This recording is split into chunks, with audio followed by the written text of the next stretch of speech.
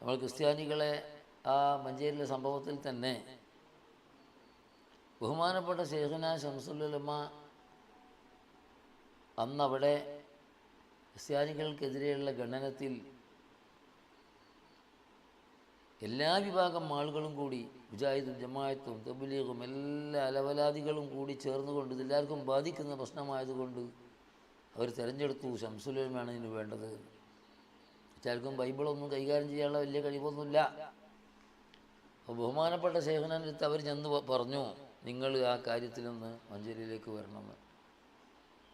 അപ്പോൾ ശൈഖുന പറഞ്ഞു, അവിടെയൊക്കെ പണ്ഡിതന്മാരെമ്പാടും ഇല്ലേ, ഞാനെന്തിനാണ് ഇവിടുന്ന് ഇത്ര ദൂരത്തുനിന്ന് അങ്ങോട്ട് വരുന്നത്? അവർ തല താത്തിക്കൊണ്ട് പറഞ്ഞു, നിങ്ങൾ തന്നെ വരണം, അവർക്കാർക്കും അതിന് സാധ്യമല്ല എന്നാണ് പറയുന്നത്.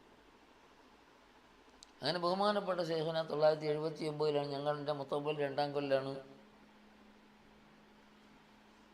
ഞങ്ങളൊക്കെ ഒന്നായിട്ട് അങ്ങോട്ട് പോയി. അതിൽ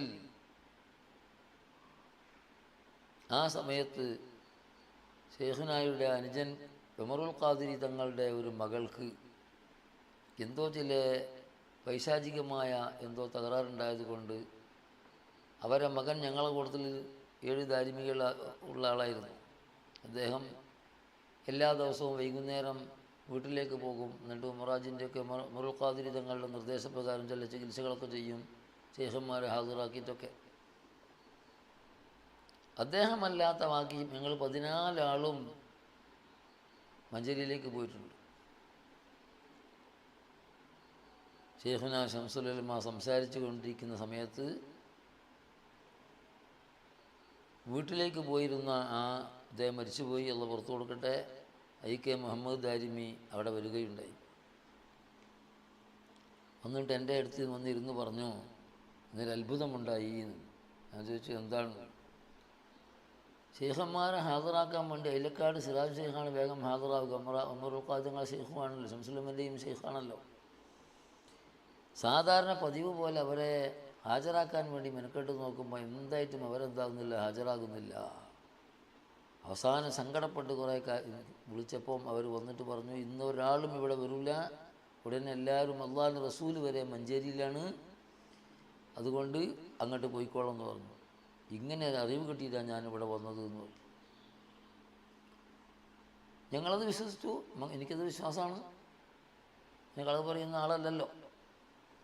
പിന്നെ പിൽക്കാലത്ത് ബഹുമാനപ്പെട്ട ശൈഖുന വഫാത്തിൻ്റെ തലേകൊല്ലം ഞങ്ങളെ തൃപ്പനച്ചി ഉസ്താദിൻ്റെ അടുത്തേക്ക് പറഞ്ഞയച്ചു.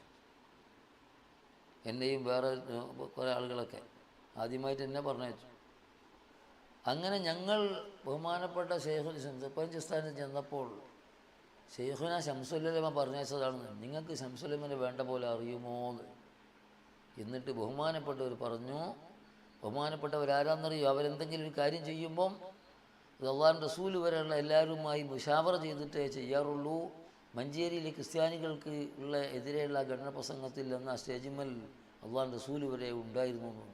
ഞാൻ അന്ന് കേട്ടതും പിന്നെ ഇതുകൂടി കേട്ടപ്പോൾ നമുക്ക് ആ വിഷയത്തിൽ ഉറപ്പായി.